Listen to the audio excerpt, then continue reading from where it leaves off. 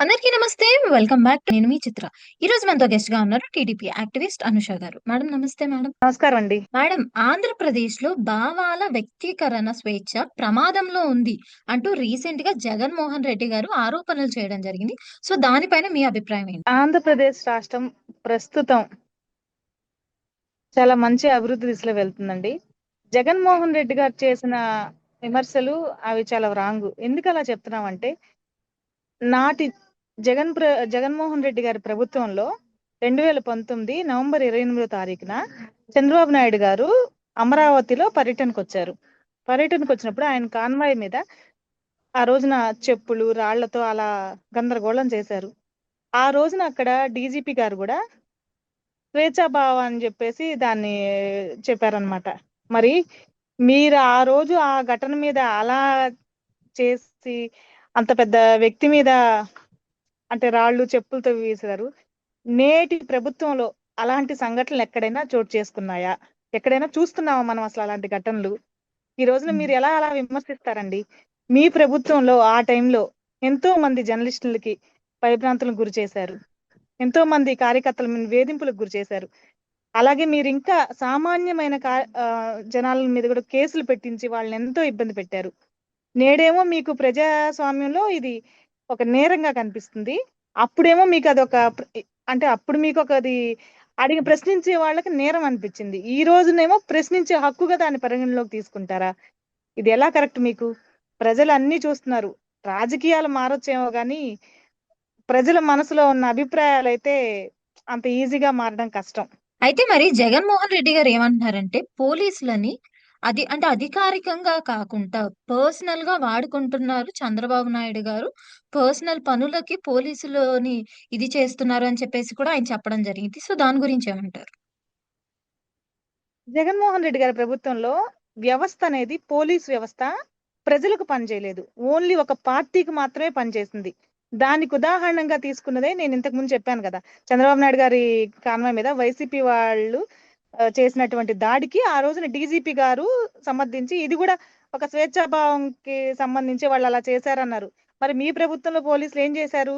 ఇప్పుడెక్కడ నేను అదేగా చెప్తున్నాను. ఇప్పుడు ఎక్కడన్నా అలాంటి సంఘటనలు జరుగుతున్నాయో లేదు. మరి ఆ రోజు జరిగిన వాటికి డీజీపీ గారే దానికి ఆ రోజు చెప్పారు. ఇంకొక విషయం ఏంటంటే, మీ ప్రభుత్వంలో పోలీసులు వాళ్ళు ఒక సుధాకర్ గారు గానివ్వండి, అతనికి ఎంతో అవమానం చేసి ఆ రోజు ఆయన ఈ రోజు చనిపోవడానికి కారణమయ్యారు.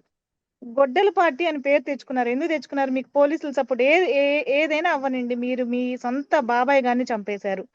ఇలా ఎన్నో మీరు చేస్తూనే వస్తున్నారు గదా! ఇంక దానికి కోడికత్తి కేసండి. రాజకీయంగా ఎంత కుట్రలు చేయాలంటే అంత కుట్రలు చేసి చివరికి కోడికత్తి కేసుని గూడా మీరు వాడిందేంటి? మీరు అసలు చెయ్యిందేంటి? మీరే చెప్పాలి. ఈరోజు స్వేచ్ఛా భావన అనేది ఎలాంటనేది మీరు చెప్పాలా దాని గురించి. ప్రజలు అన్నీ గమనిస్తున్నారు. ప్రజాస్వామ్యంలో ఇలాంటివన్నీ మీ ప్రభుత్వంలో చూసారు గాబట్టే మీకు ఈ రోజున 11 సీట్లకే పరిమితం చేసి వాళ్ళక్కడ పక్కన బెట్టేశారు. ప్రతిపక్ష హోదా గూడా లేకుండా జేశారు. ఈ రోజున మీరు మాట్లాడుతున్నారు అంతే. అది మీకు ప్రతిపక్ష హోదాలో గూడా గాదు. ప్రజల తీర్పు ఇలా ఉంటుంది. ఈ ఆంధ్రప్రదేశ్ రాష్ట్రాన్ని నేరాలు, ఘోరాలుగా తయారు చేసి మీరు రాష్ట్రాన్ని పాలించారు. కాబట్టి 2024లోనే అభివృద్ధికి ప్రదాత అయినటువంటి మన విజనరీ లీడర్ అయినటువంటి నారా చంద్రబాబు నాయుడు గారిని గెలిపించుకున్నారు. ఈ రోజు రాష్ట్రం ఎన్నో విధాలుగా అభివృద్ధి దిశలో సాగుతుంది. దీన్ని ఎవరు అడ్డుకోలేరు. ఎవరెంతమంది ఎన్ని మాట్లాడినా సరే మీరేదో మాట్లాడాలి కాబట్టి మాట్లాడుతున్నారు. జనాలకి అన్నీ తెలుసు కదా! మీరు మాట్లాడినా సరే వాళ్ళకి ఏం జరుగుతుందనేది వాళ్ళు చూస్తున్నారు. ఇంక దాని గురించి ఇక్కడ ఏం చెప్పాలండి ఇక. అయితే మేడం మరి జగన్మోహన్ రెడ్డి గారు మాట్లాడుతున్న ఈ మాటలు మరి ఆంధ్రప్రదేశ్ ప్రజల పైన ఏమైనా ప్రభావం చూపించే ఛాన్సెస్ ఉన్నాయంటారా? అసలు లేదండి. మీరసలు ఆ క్వెషన్ మీ మైండ్‌లోకి ఆ థాటే రాగూడదు. ఎందుకంటే అతను చేసిందన్నీ హత్య రాజకీయాలు, ఒక కిల్లింగ్ మైండ్ సెట్‌తో రాష్ట్రాన్ని అలా చేశాడు. ఈ రోజున మీరు చెప్పినా సరే చంద్రబాబు నాయుడు గారు ఎక్కడ ఏ వ్యవస్థ అలా చేస్తుంది? ఎక్కడ ఏం ఘటనలు జరిగాయి? ఎవరు ఎలా ఒక నీట్‌గా ఎలా అంటే ఈ రోజున ఐటీ హబ్ గానివ్వండి, క్వాంటమ్ ప్రతి చోట రాయల్ ఎన్‌ఫీల్డ్ ఎటు సైడ్ చూసినా అటు వైజాగ్ నుంచి ఇటు రాయలసీమ వరకు ఎక్కడ చూసినా సరే అభివృద్ధి దిశలోనే రాష్ట్రం వెళ్తుంది. పెట్టుబడిదారులు ముందుకొస్తున్నారు. ఎన్నో కంపెనీలు వస్తున్నాయి. ఈరోజు పారిశ్రామిక రంగంగా కూడా ముందుకు వెళ్తుంది. ఎక్కడ పట్టినా సరే సంక్షేమం. నిన్న మీరు మనకి ఒక దగ్గర ఒక ముసలావిడ 95 ఏళ్ల ఆవిడ మినీ మహానాడు దాంట్లో వచ్చేసి డాన్స్ వేస్తూ ఆవిడ ఆనందాన్ని, నా పెద్ద కొడుకు ఈ రోజు నాకు 4,000 పెన్షన్ ఇస్తున్నాడండి. ఈ పెన్షన్ వల్ల మేము ఎంతో మంది, ఆ పెన్షన్ పెంచడం వల్ల ఈ రోజు మేము ఒకరి మీద ఆధారపడి బ్రతకకుండా మా బ్రతుకుల్లో ఒక వెలుగును వచ్చింది. ఈ వయసులో మాకు ఏవైనా సరే మందులు కానివ్వండి, వాళ్ళకి కావాల్సిన ఏవైనా చిన్న చిన్న అవసరాలకు వాళ్ళు ఒకరి మీద ఆధారపడకుండా వాళ్ళు చాలా జాగ్రత్తగా బ్రతుకుతున్నారు. ఒక ఏజ్డ్ వచ్చిన వాళ్ళకి తెలుస్తుంది అంటే అతను చేసిన ఏంటి ఇంత హ్యాపీగా మాకు ఈ రోజు ఒకరి మీద ఆధారపడకుండా ఈ రోజు వాళ్ళు బ్రతుకుతున్నారంటే అది మన నారా చంద్రబాబు నాయుడు గారి నాయకత్వంలోనే మన కూటమి ప్రభుత్వం చేస్తున్న అభివృద్ధి వల్లే ఈ రోజు ఇలా రాష్ట్రం ముందుకెళ్తుందండి. దీని వల్ల ఎటువంటి ఇబ్బందులు ఉండవు. ఇంకా ముందు ముందు కూడా ఎన్నో మంచి పనులు చేస్తారు. ఎంతో రాష్ట్రం డెవలప్ అవుతుంది అని కోరుకుంటూ సెలవు తీసుకుంటున్నాం.